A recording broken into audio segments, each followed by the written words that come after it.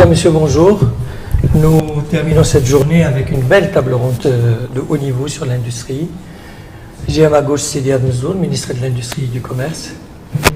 Nous avons également le plaisir d'accueillir Si Mehdi Tezerifi, CEO de Tangemed. Si Jalal Belhayoun, DG du CRI de Tanger Tétouan Housseima. Si Mohamed Bachiri, DG de Renault Group Maroc. Et si Adel Raïs, président de la CGEM de la région. Et co-président du Conseil économique Maroc-Espagne. On va commencer par une question à Monsieur le ministre. Monsieur le ministre, vous avez l'habitude, là où vous allez, qu'on vous pose des questions. Maintenant, je vous demande à vous de poser des questions. Vous avez devant vous Sibé Tezi, vous avez devant vous Sibé Bachiri, vous avez Raïs. Qu'est-ce que vous avez envie de leur dire? Alors j'ai deux challenges. Oui. Le premier, c'est qu'est-ce qu'on peut faire tous ensemble pour doubler la voilure, parce qu'on en a besoin, pour doubler notre capacité à créer de l'emploi. Et le deuxième, et c'est particulièrement vrai dans cette région, mais dans toutes les régions du Maroc, c'est qu'aujourd'hui on est dans une région à 8 provinces.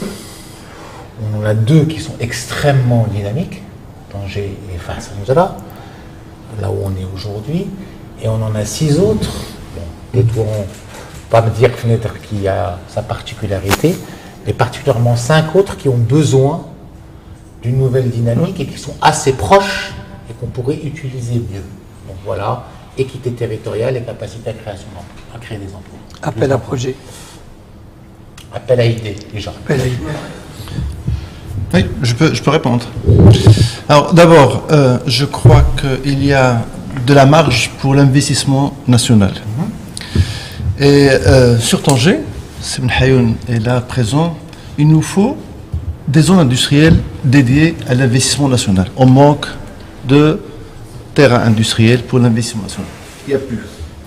Et sur les zones existantes, le peu d'offres qu'il y a sont à des prix exorbitants, des fois 3000 dirhams, 3500 dirhams le mètre carré. Pour un projet industriel, c'est tout à fait impossible. Donc ça, c'est une chose. Deuxième proposition, je propose vous avez parlé, monsieur le ministre, de Tétouan, que sur Tétouan, on crée une zone industrielle verte qui pourrait voir l'installation d'unités qui travaillent dans l'économie verte. Tanger, on a besoin. Je parle de tout ce qui est énergie verte, je parle de tout ce qui est recyclage, je parle de tout ce qui est réellement chimie verte.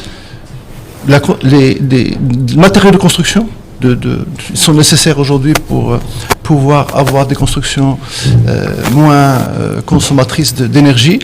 Tout cela est nécessaire. Il y a des idées pour construire quelque chose à Tétouan, pour permettre, je dirais, à l'investissement national d'aller beaucoup plus loin, et comme je disais hier, d'avoir plus d'indépendance industrielle nationale. Je crois qu'il y a de la marge à ce niveau. Sans oublier qu'il y a énormément à faire dans la région de Housseima, tout ce qui est réellement transformation des produits agricoles, Housseima et l'Arrache, sans oublier le tourisme rural et un certain nombre de projets qui sont liés au cannabis à Cheoun. Donc voilà un peu les idées qui nous permettraient un peu plus de développer le business et les investissements dans la région. Merci beaucoup, je vais rebondir un peu ce qu'a dit Hayoun, donc DG du CRI. Merci pour l'invitation, merci pour cet événement qui met en valeur cette magnifique région. Vous savez, une région qui devient aujourd'hui une vraie locomotive pour l'attractivité des investissements à l'échelle de notre région, mais aussi à l'échelle nationale. Donc, pour répondre à votre question, Monsieur le Ministre, moi je pense que la première des choses à faire, c'est de supprimer les idées reçues qu'on a aujourd'hui. On entend tous les jours quand on reçoit des investisseurs, il n'y a pas de foncier est cher, il n'y a pas de ressources humaines à Tanger, Tanger est saturé, les territoires ne peuvent pas être compétitifs. Et aujourd'hui, on commence approuvé grâce aux investissements qui étaient faits au niveau de la région. Avec moi, Simedi, qui est l'opérateur de référence, le fer de lance de la région en termes de développement des zones industrielles. On a énormément au niveau de la région. On a 22 zones industrielles et d'activités économiques développées prêtes à l'emploi au niveau de toute la région, bien entendu, et dans plusieurs dépendent de Tangemed et qui sont gérés par le même niveau de maturité que les zones d'accélération industrielle. Donc il faut enlever les idées reçues. L'année dernière, par exemple, on a approuvé des projets qui sont en cours de mise en place entre Tétouan, entre Assela et Larache et le Hossima, plus d'une centaine de projets qui dépassent les 2 milliards de dirhams. Il y aurait même des annonces cette semaine de gros projets qui s'installent en dehors de Tanger. Donc, ceci est dit, bien entendu, pour accélérer, pour suivre l'effet d'entraînement que nous donne Tanger aujourd'hui, il faut continuer à faire bénéficier les différents territoires des atouts de Tanger comme une extension naturelle à travers le développement de zones d'accélération industrielle. Pour que les gens puissent aujourd'hui, et ça c'est le retour des investisseurs, ils veulent le régime de zones d'accélération industrielle à Larache, à Sela, à Tétouan, dans d'autres zones. Bien entendu, renforcer la connectivité, même si aujourd'hui au niveau de notre région la connectivité est parmi les meilleures au niveau national. À Tétouan Park, on peut atteindre Tanger Automotive City en une demi-heure, on peut atteindre Tangemed à 1h30, à Larache pareil, 1h30, à Sela très rapide, donc il faut qu'on renforce aussi dans ce sens. Mais pour moi, le point principal, c'est d'enlever les idées reçues, et je vous confirme que chaque fois les investisseurs viennent, ils commencent par ces idées reçues, mais en finalisant leur visite pendant la journée, quand ils voient les industriels, quand ils visitent les zones, quand ils voient les projets sont installés, quand ils discutent avec les ouvriers contents qui travaillent à l'instar de ce qui se fait au niveau de notre usine de Renault, donc ils changent complètement d'idée et ils décident aujourd'hui de s'installer même en dehors des territoires qui sont à l'extérieur de Tanger. Ce que vous dites n'est pas forcément contradictoire avec ce qu'a dit M. Reis. Vous avez dit nous avons autorisé ou conclu des conventions avec différentes entreprises, etc., pour 2 milliards. Et lui, il dit simplement il y a un manque de terrain industriel pour l'investissement national. Il parlait en général, un investisseur national qui arrive, il veut un terrain industriel. Alors à combien peut-il l'avoir? C'est tout à fait naturel aujourd'hui. Tout le Maroc, pas uniquement notre région, subit une pression horrible sur le foncier industriel et parce qu'on est victime de notre succès au Maroc. Exact. Tous les investisseurs choisissent de venir dans notre pays, choisissent de venir dans notre région. Bien entendu, les tarifs qui sont au niveau des zones d'accélération industrielle aujourd'hui qui sont connus, entre 60 € jusqu'à 80 €, dépendamment de la taille du foncier, dépendamment... Aujourd'hui, les gens sont contents de les avoir à ce prix. Oui. Et les gens se plient et limitent aujourd'hui quand ils viennent chez nous pour avoir un terrain et pour commencer. L'enjeu aujourd'hui, le vrai défi, c'est avec le changement de paradigme, des investisseurs qui viennent demander des terrains aussi encore plus grands. On n'est plus sur la logique de quelqu'un qui vient demander 1000 m², 2000 m². On a des gens qui viennent demander 10 hectares, 20 hectares, 30, 100 hectares. C'est d'accompagner avec la vitesse qui a été entamée au départ. Et grâce à la vision éclairée de Sa Majesté, on a pu anticiper ça. Aujourd'hui, on est en train juste de collecter les fruits de ce qui a été fait, ça fait 20 ans, 25 ans derrière. La région aujourd'hui dispose de la superficie la plus importante au niveau national de foncier viabilisé, planifié correctement pour l'investissement au standard international. Dans GTEC, 1000 hectares de zone d'accélération industrielle. Bien entendu, il y a une pression et on va subir encore plus de pression. Il faut qu'on accélère tous ensemble, la main dans la main, la planification du foncier qui sera destiné à l'investissement productif. Je vais juste préciser, j'ai le droit de poser une question. Bien sûr, c'est une table ronde, nous co-animons, vous et moi. Et c'est intéressant de voir cette perception.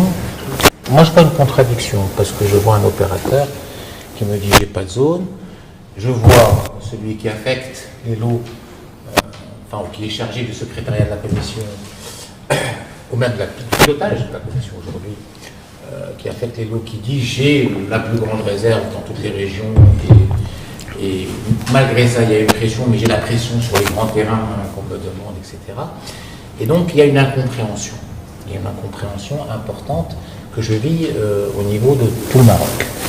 Cette incompréhension, à mon avis, à mon sens, c'est une explication que je peux donner, vient de 3 facteurs.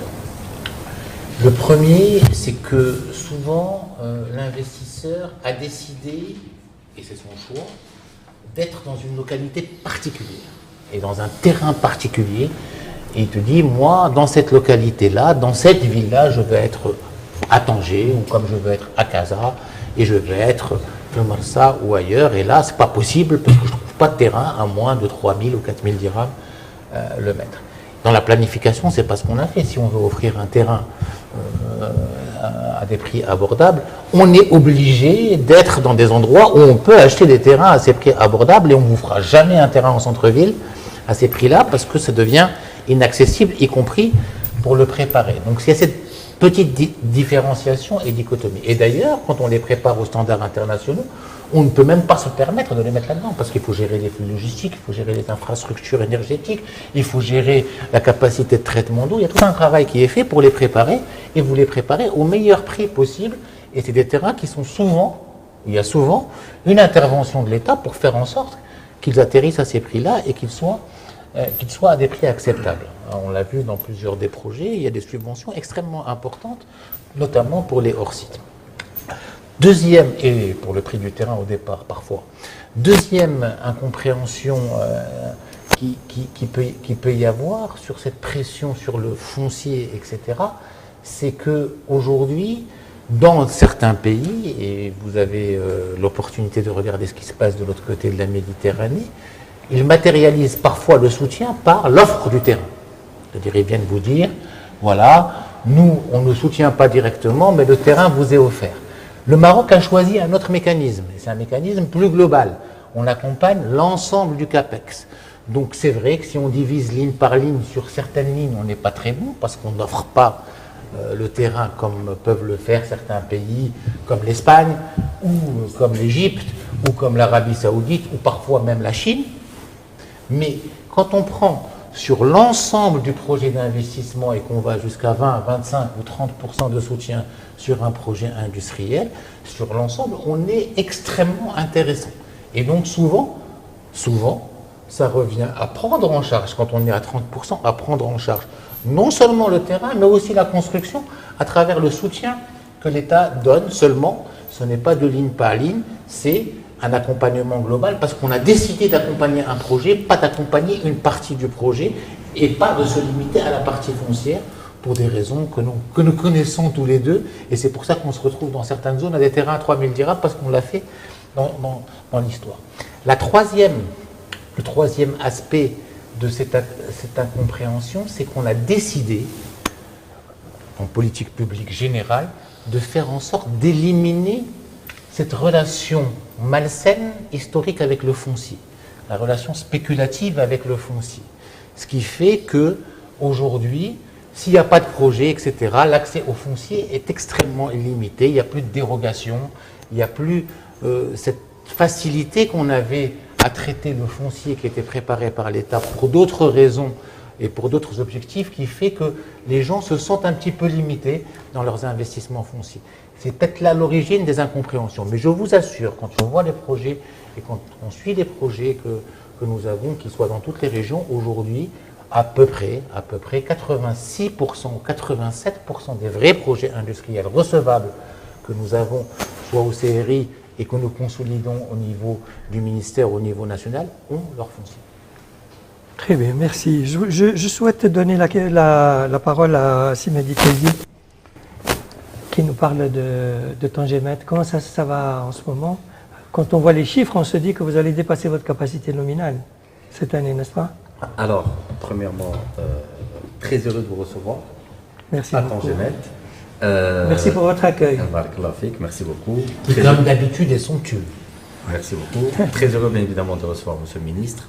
Et très heureux, au-delà, bien évidemment, de tout l'intérêt que vous portez à Tangemet à travers votre présence aujourd'hui et à travers, effectivement, des thématiques qui sont soulevées. Alors, la thématique est particulièrement intéressante parce qu'effectivement, elle met la lumière sur l'autre volet de Tangemet, puisque depuis le démarrage, Tangemet, dans le discours de Sa Majesté, la vision, effectivement, repose sur deux piliers essentiels. Le premier, effectivement, c'est un pôle portuaire qui avait pour vocation, comme l'avait annoncé Sa Majesté dans sa vision, de connecter le Maroc aux flux logistiques mondiaux. Ce qui est une réalité, puisque maintenant, nous parlons même des superlatifs en termes de où êtes-vous par rapport à tel port et l'autre port. Donc, ce premier volet, effectivement, est rempli. Le deuxième volet, je me permettrai peut-être de répondre à la question de Monsieur le Ministre et à Saad El-Raïs, avant de revenir sur le volet portuaire, c'est le volet industriel. Alors effectivement, sur ce deuxième volet également, je pense que la question de Monsieur le Ministre nous interpelle sur un enjeu fondamental. Nous avons une dynamique qui est en place, qui est visible bien évidemment sur le secteur de l'automobile, mais qui en fait est une dynamique industrielle.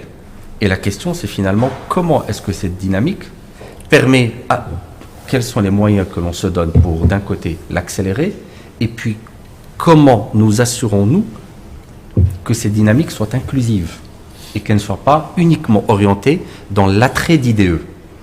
Alors, en ce qui nous concerne, bien évidemment, nous jouons pleinement notre rôle. Pour répondre à la question de Seraïs, effectivement, nous avons une offre industrielle plurielle dans toute la région nord. Nous gérons aujourd'hui quasiment 30 millions de mètres carrés et nous avons fait le choix, en 2013, de développer une zone dédiée aux PME. C'est une zone qui s'appelle Tétouan Parc, pour une raison toute simple. C'est que, effectivement, nous avions reconnu de concert avec, bien évidemment, le ministère du Commerce et de l'Industrie, que pour pouvoir effectivement pérenniser cette filière automobile, il était essentiel de développer de la sous-traitance locale. Cette sous-traitance locale, bien évidemment, nécessite l'attrait de PME marocaines.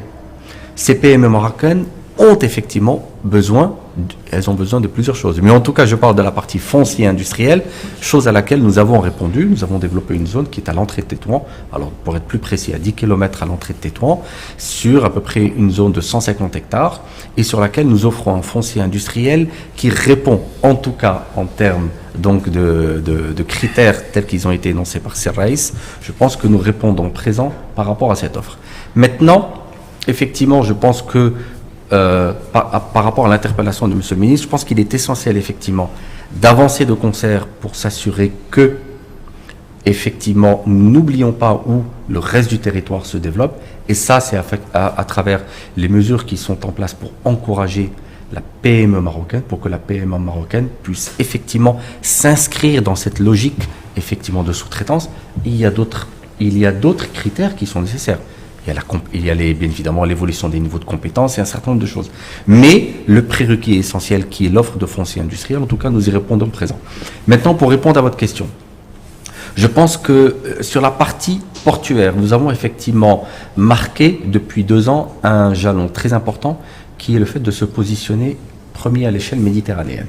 Donc ça, c'est essentiel. Pourquoi ? Parce qu'à l'échelle de la Méditerranée, et plus particulièrement sur ce pendant d'activité qui s'appelle le transbordement, nous avons en fait d'autres ports qui sont actifs depuis plusieurs décennies, pour ne pas dire plusieurs siècles.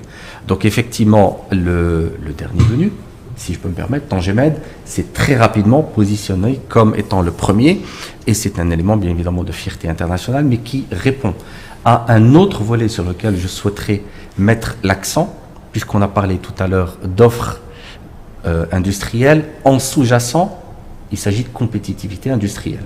La compétitivité industrielle a besoin de compétitivité logistique. C'est-à-dire qu'elle a besoin d'outils qui se mettent en place et qui évoluent avec le temps. Et nous remplissons pleinement notre rôle, effectivement, en tant que Tangemed, pour veiller à ce que cette dualité d'une compétitivité industrielle et d'une compétitivité logistique nous permette de continuer cette dynamique, c'est-à-dire de continuer à attirer de l'IDE industrielle, et de nous assurer que cela se transforme bien évidemment en locomotive de développement et qui permettent effectivement d'avoir des externalités positives sur l'environnement direct du port, mais bien évidemment au-delà. On peut citer plusieurs exemples. Il faut citer par exemple l'usine de Knetra, bien évidemment exporte ses véhicules à travers Tangemed. Vous avez différentes PME ou différentes entités qui se sont développées, pas dans un rayon, dans plusieurs rayons, je ne veux pas être exclusif ici, mais dans plusieurs rayons, et qui bien évidemment permettent à différentes entreprises de s'installer, comme je disais, dans le pourtour direct ou dans un rayon de 200 km aujourd'hui de Tangemed, et tous profitent finalement au-delà d'une équation de compétitivité industrielle et logistique. Et je pense que c'est là l'enjeu auquel M. le ministre faisait référence lorsqu'il parlait d'autres pays du pourtour méditerranéen, c'est-à-dire que c'est ça l'enjeu pour nous. Et l'avenir de Tangemed? Alors, l'avenir... On ne peut pas être industriel sans se poser cette question. Non, je pense que la question est tout à fait légitime. Effectivement, en termes d'avenir. Alors, sur le volet Sur le volet portuaire, on a annoncé depuis quelque temps un projet important d'extension. C'est un projet d'extension de nos capacités donc de traitement roulier, en sous-jacent, c'est le camion. Pourquoi?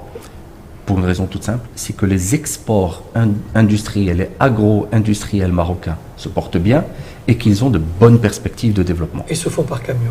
Et ils se font par camion, donc Beaucoup. nous continuons à jouer pleinement notre rôle sur ce volet donc de compétitivité logistique pour nous assurer que nos exports industriels actuels et ceux à venir effectivement trouvent la bonne solution logistique pour continuer effectivement à permettre à des produits made in Morocco, si je peux me permettre de citer Monsieur le Ministre, qui effectivement nous permettent d'élargir le spectre des marchés visés depuis le Maroc, bien évidemment, vers les marchés mondiaux. Je pense que c'est essentiel.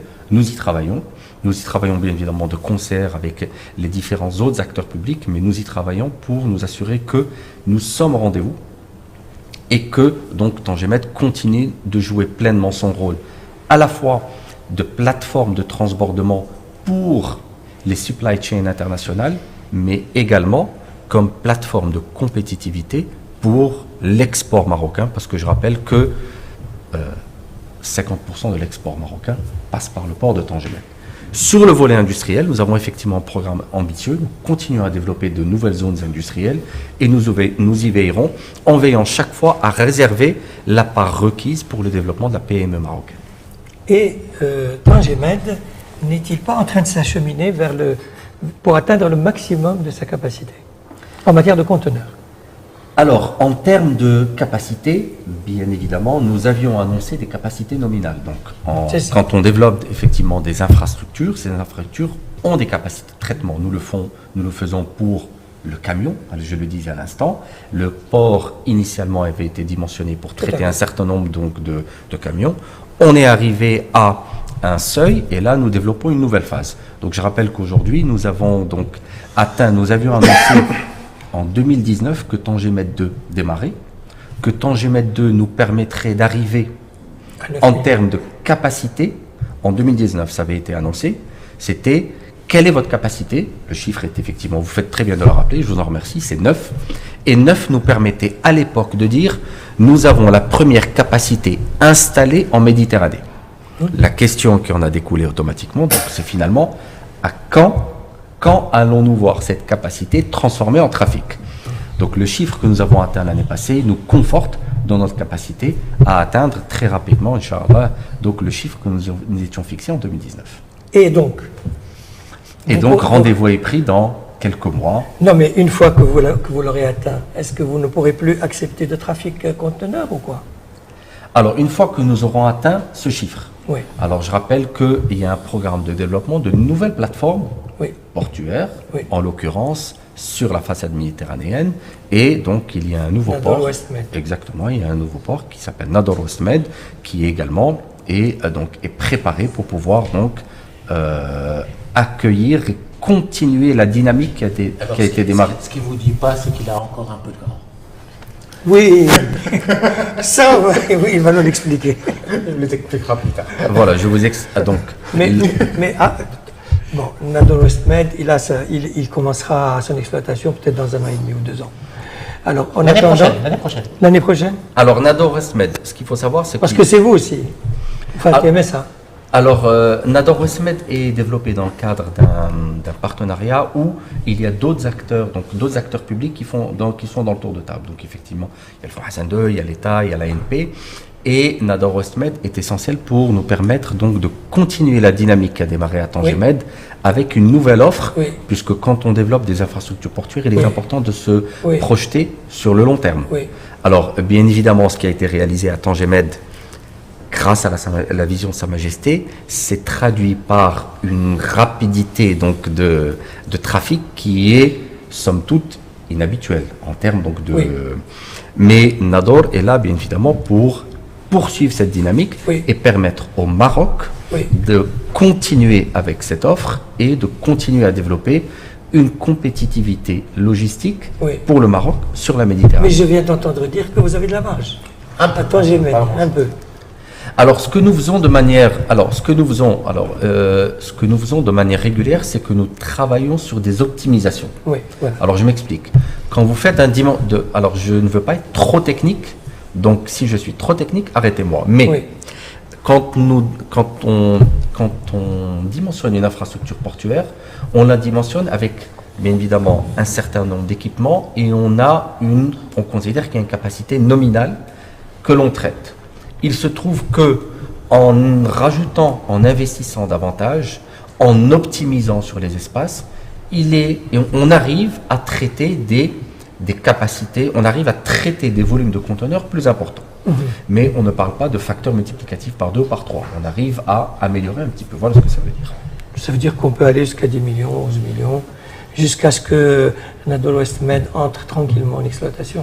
Alors, pour répondre à la question de manière spécifique, Nador West, alors je ne parle pas au nom de Nador West Med, mais Nador West Med, effectivement, démarre à des travaux qui, dans leur première phase, doivent terminer donc la première phase, la phase, c'est-à-dire la réalisation des digues, les infrastructures de base qui devraient en fait être disponibles courant 2024. Mais Tangemed peut monter jusqu'à combien? 10 millions? 11 millions? La Tangemed a annoncé une capacité nominale de 9 millions de conteneurs. Avec les optimisations? Avec les optimisations. Les optimisations, pour qu'elles puissent être annoncées, elles doivent d'abord être réelles. C'est-à-dire qu'il y a un travail d'étude qui doit être fait. C'est ça.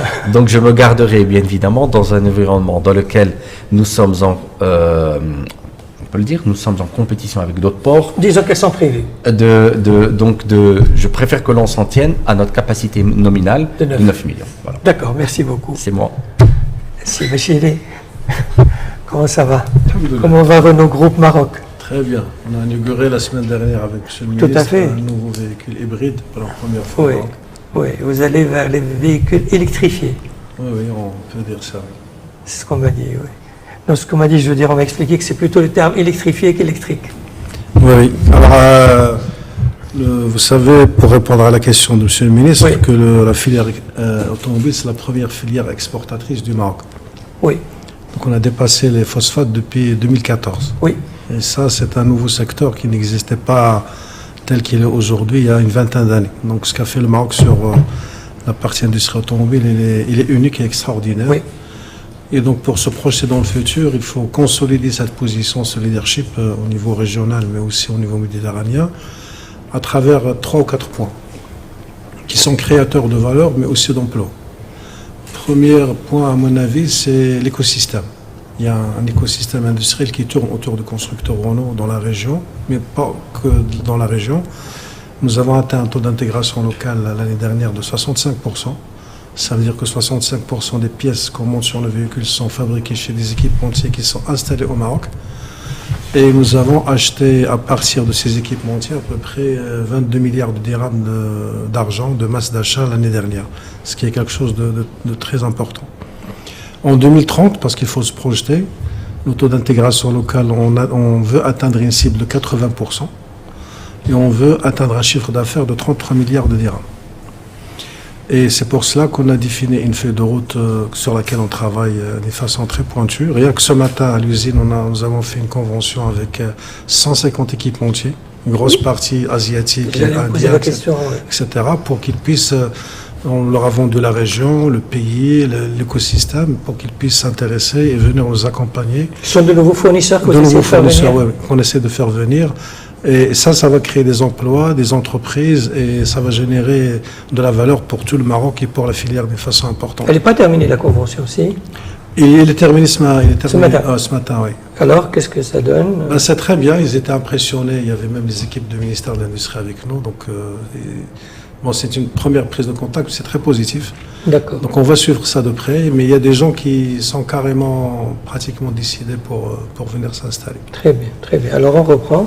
Alors ça, c'est le premier point qui me paraît très important. Le deuxième point, c'est que là, on va rentrer dans ce qu'on appelle le niveau d'intégration en profondeur. C'est-à-dire, au lieu de parler uniquement au fournisseur en A, celui qui nous livre la pièce, on doit s'intéresser à son intégration locale lui aussi. Où est-ce qu'il fabrique les produits dont il a besoin pour fabriquer la pièce. Et ça, on va intégrer ce critère dorénavant dans le choix des fournisseurs et dans les objectifs avec lesquels on va travailler. C'est comme cela qu'on va développer sur le moyen terme un tissu de PME, PMI marocain, chacun qui va être spécialisé sur la partie mécanique, électrique, plastique, etc., pour qu'on puisse créer, renforcer cet ancrage qui à la fin va permettre aux véhicules qu'on exporte de rester compétitifs sur la durée. C'est ça la finalité, pour la filière de façon importante. L'autre point, c'est l'innovation. Moi, je connais un peu la région du Nord. Je pense que la région mérite une cité de l'innovation à la taille de son industrie. Et cette cité de l'innovation, il faut que, parce que la région, il regorge de talents, il faut que ça devienne un hub talent de jeunes sur la partie innovation, la partie software, la partie intelligence artificielle, la partie robotique, la partie électronique, pour qu'on puisse un peu entraîner toute la filière, pas que automobile, toutes les filières industrielles qui existent dans la région, et pour que ça devienne une belle vitrine de la région. Ça va créer beaucoup d'emplois, mais surtout ça va aider les entreprises à trouver des solutions opérationnelles par rapport aux problématiques qu'ils rencontrent. Je vous donne un exemple, par exemple, sur l'énergie. Nous avons commencé à travailler avec l'intelligence artificielle pour développer des solutions pour optimiser la consommation d'énergie de nos installations, de notre outil industriel. On sait Ici, au Maroc. Ici, au Maroc, à Tanger, à Casablanca, c'est extraordinaire parce que ça nous donne un potentiel d'économie extraordinaire. Ça, s'il y avait un hub talent, une cité d'innovation avec laquelle on peut travailler, interagir, ça peut générer beaucoup de choses et on peut même exporter ce savoir-faire au niveau international. Le troisième... Surtout que Renault se diversifie d'une manière extraordinaire dans tout ce qui entoure la voiture sur le plan digital, oui. IoT, intelligence artificielle, etc. Oui, alors nous avons... La voiture de demain, juste pour ne pas t'interrompre, mais la voiture de demain, c'est 25% la partie énergétique, donc la partie batterie, et 25% à 30% la partie intelligence. C'est ça. Et la partie soft, pas hard.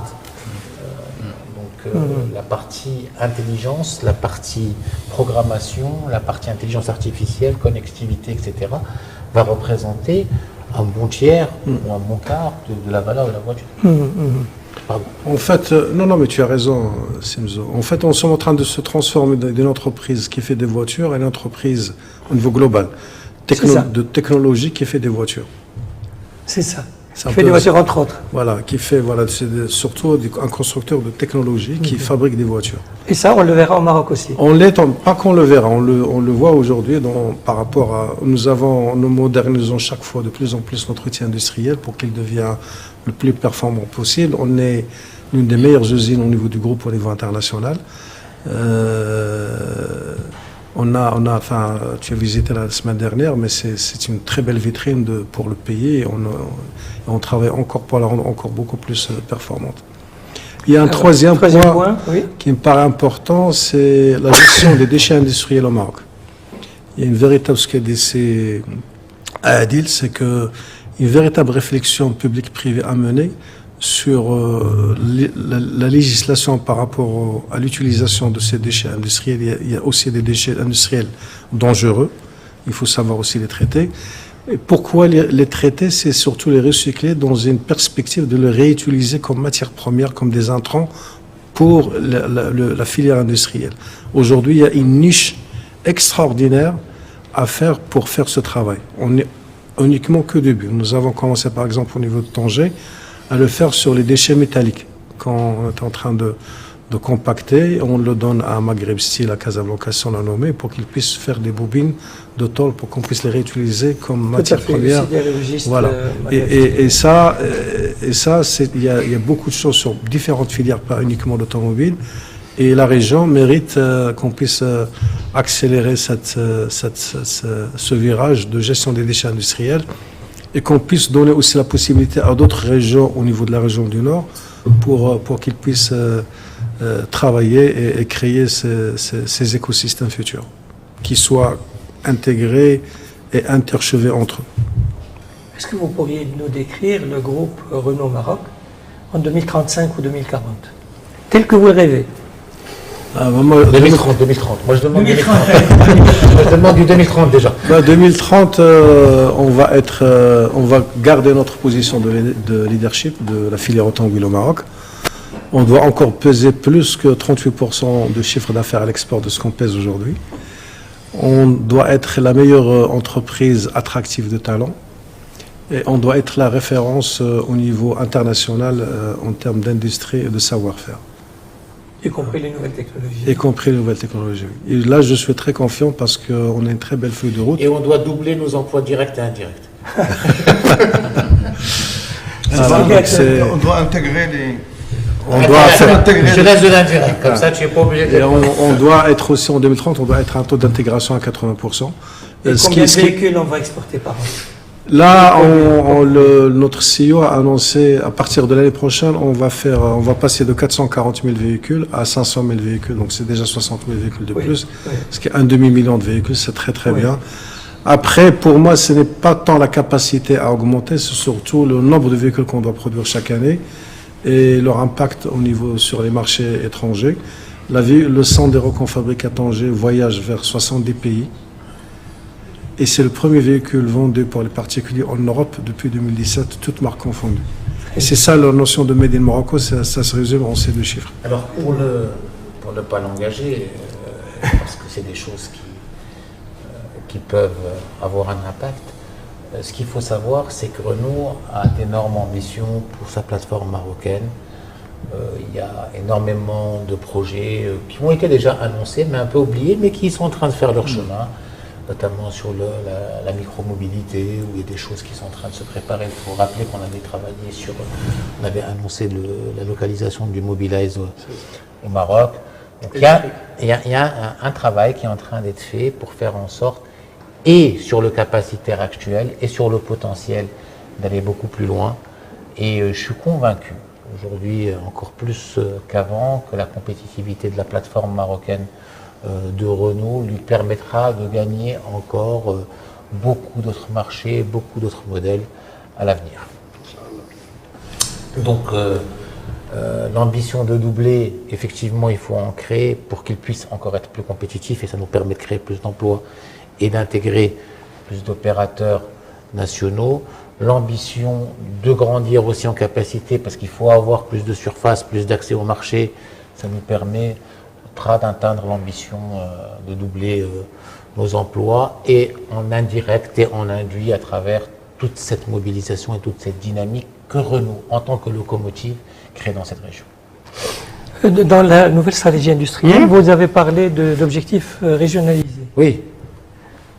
Et bon, parlons un peu de Tanger Tétouan Hussein. Il ne vous a pas échappé que la stratégie n'est pas encore validée. Donc je n'ai pas de chiffres à annoncer, si ce n'est que un doublement des ce emplois. dont nous avons besoin dans notre pays, c'est d'être en mesure de créer 2 fois plus d'emplois que nous créons aujourd'hui. C'est valable pour le pays, c'est valable pour la région, pour chaque région, c'est valable pour chaque entreprise. Et je pense que c'est l'objectif le plus simple que nous puissions décliner tous ensemble et sur lequel nous pouvons nous mobiliser. Alors soit on le fait nous, soit on fait en sorte que d'autres le fassent, mais c'est une responsabilité que nous devons partager tous. Et je pense qu'un leitmotiv simple, qui ne se décrète pas, c'est juste de la conviction, c'est juste de la mobilisation, c'est une nécessité pour le pays, c'est même pas un nice to have. Aujourd'hui, je ne peux pas me permettre d'avoir 180 000 diplômés du supérieur qui sortent chaque année dans le pays, de créer 150 000 emplois. C'est un non-sens. Donc c'est une responsabilité collective. Les tuyaux sont là, ils vont être dimensionnés. Il y a des nouveaux qui arrivent, qui vont ouvrir de nouvelles portes vers le monde, que ce soit à travers la Méditerranée ou à travers l'Atlantique. La preuve est faite que nous pouvions développer de nouveaux métiers, nous pouvions créer aujourd'hui 25% de l'emploi industriel est dans la région. C'est 250 000 emplois, c'est pas rien. Des secteurs qui étaient dits morts sont en pleine renaissance et en pleine effervescence et en pleine intégration dans cette région. Des secteurs qui n'existaient pas sont en plein boom dans cette région. Nous avons le patron du CRI qui nous dit, moi des fois je ne sais même plus comment répondre à la demande qui arrive. Donc on doit concrétiser, on doit se battre, on doit se mobiliser, on a beaucoup de cartes en main, il faut qu'on les joue. Mais il y a des choses à améliorer. Bien sûr, toujours. Toujours. Mais encore une fois, soit on s'endort, et sur les potentiels d'amélioration, on reste sur les vœux pieux, et il faut arranger ceci, arranger cela, soit on se bat tous ensemble, on l'a tous fait. Hein. Chaque fois qu'on voulait réaliser un projet, On se met main dans la main, on l'amène jusqu'au bout et on améliore les choses au fur et à mesure. Mais c'est un travail d'équipe, ou alors on reste en train de se rejeter la responsabilité les uns les autres. C'est la faute du boulanger, c'est la faute du cordonnier, c'est la faute du coiffeur, et on va continuer à se jeter la balle. Aujourd'hui, c'est une mobilisation nationale pour l'emploi qui est nécessaire.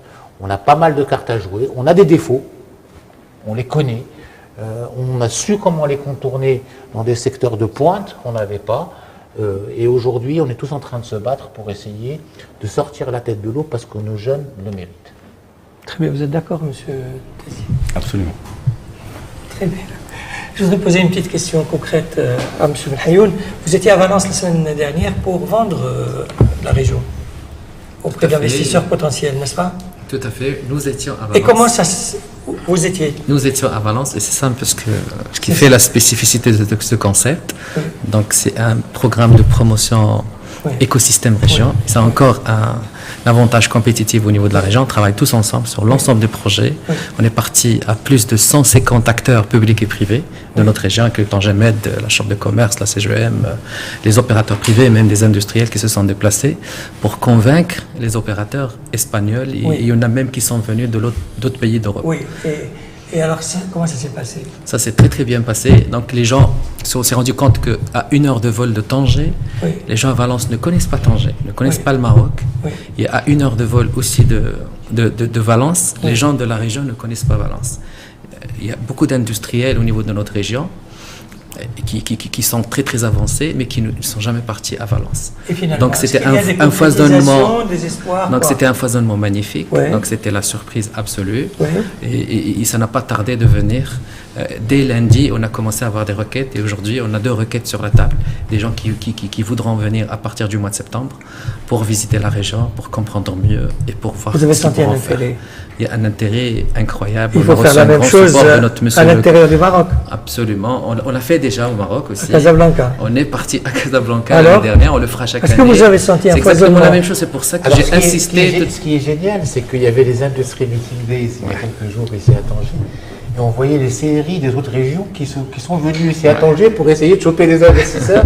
Moi, je trouve qu'il y a une belle dynamique et je vous félicite pour ça. Bravo. Merci beaucoup. C'est Et à magnifique. Casa, ça s'est passé comment? À Casa, pareil, on est parti.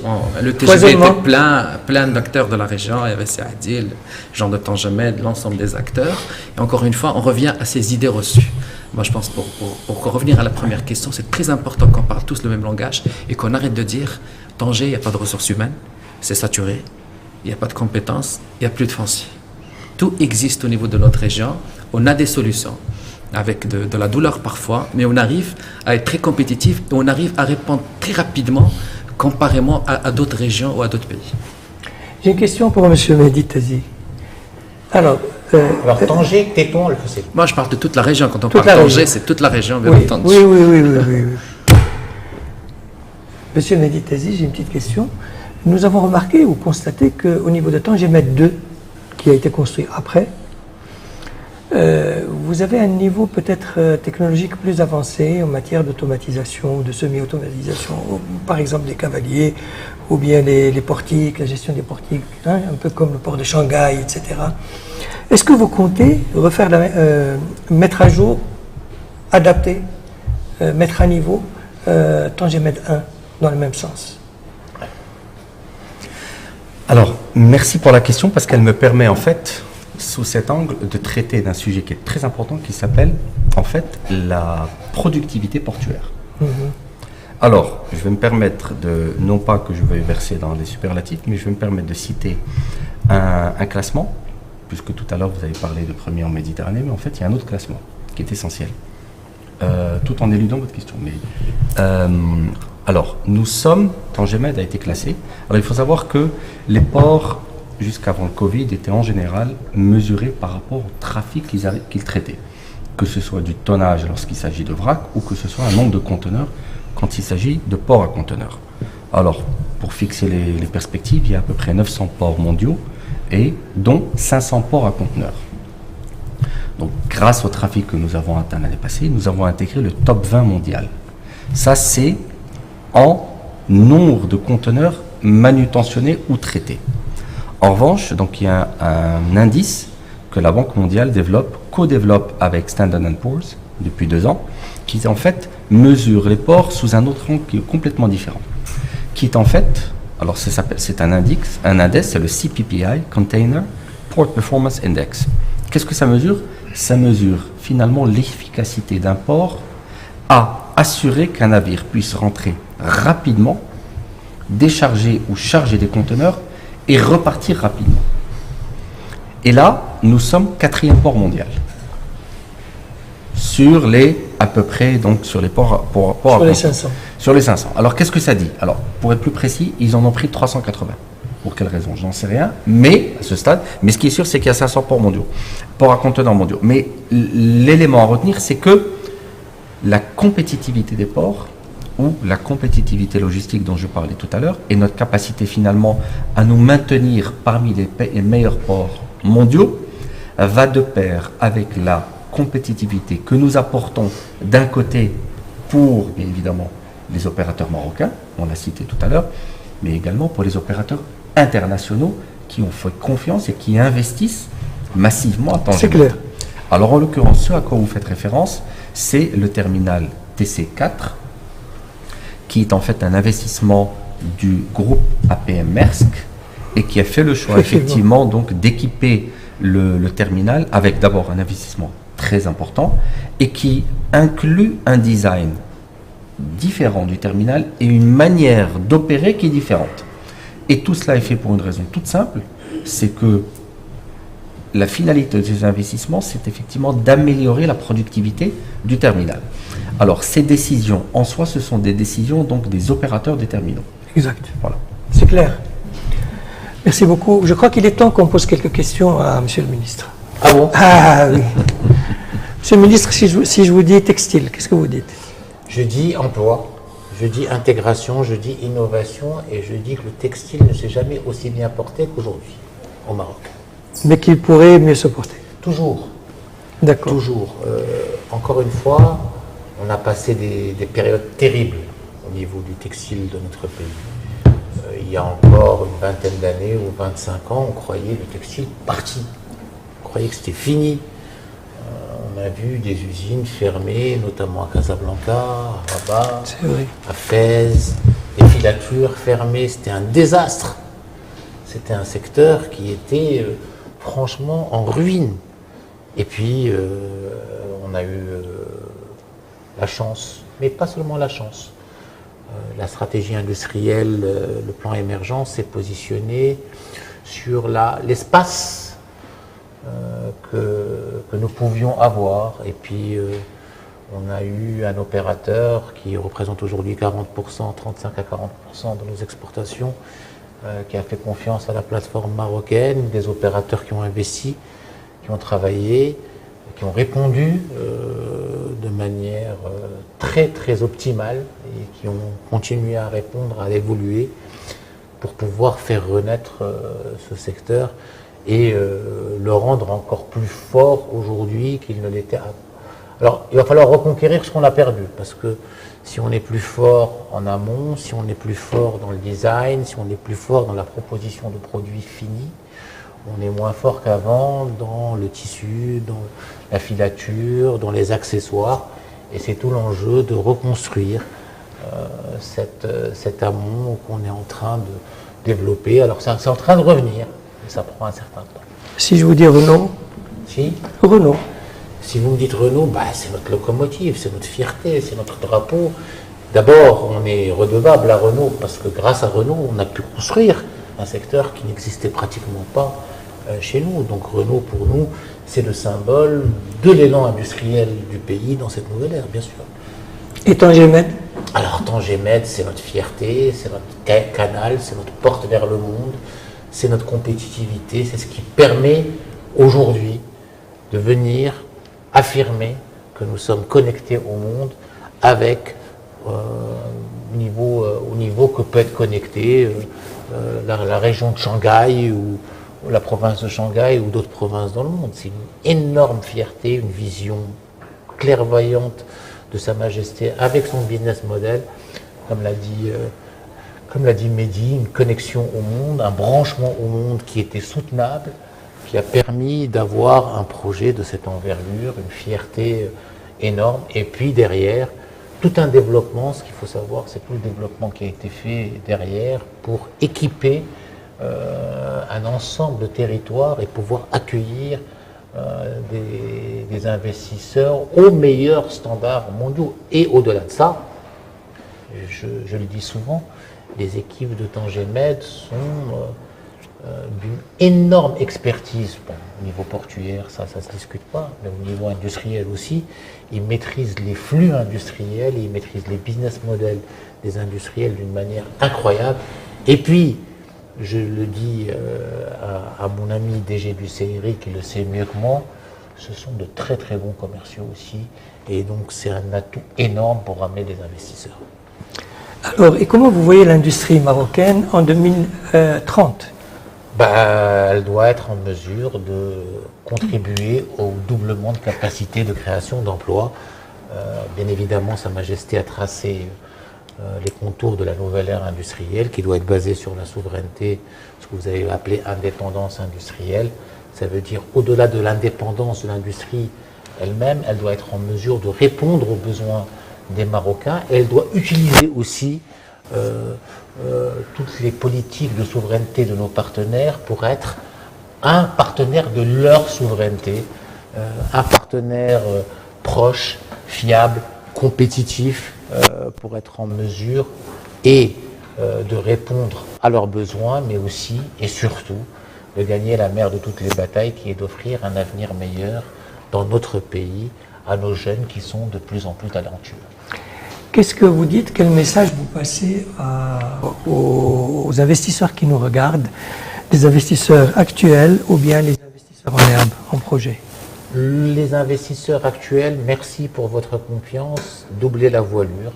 Les investisseurs en projet, vous avez aujourd'hui des facteurs de compétitivité uniques, un climat des affaires exceptionnel, une plateforme logistique qui est parmi les meilleures au monde, si ce n'est la meilleure au monde. Faites confiance à la région, faites confiance au Maroc. Merci beaucoup. Merci beaucoup à tous. C'était très agréable et enseignant et enrichissant d'animer cette table ronde. Je vous remercie d'avoir accepté notre invitation. Et puis à bientôt, j'espère. Merci à vous. Merci, monsieur le ministre.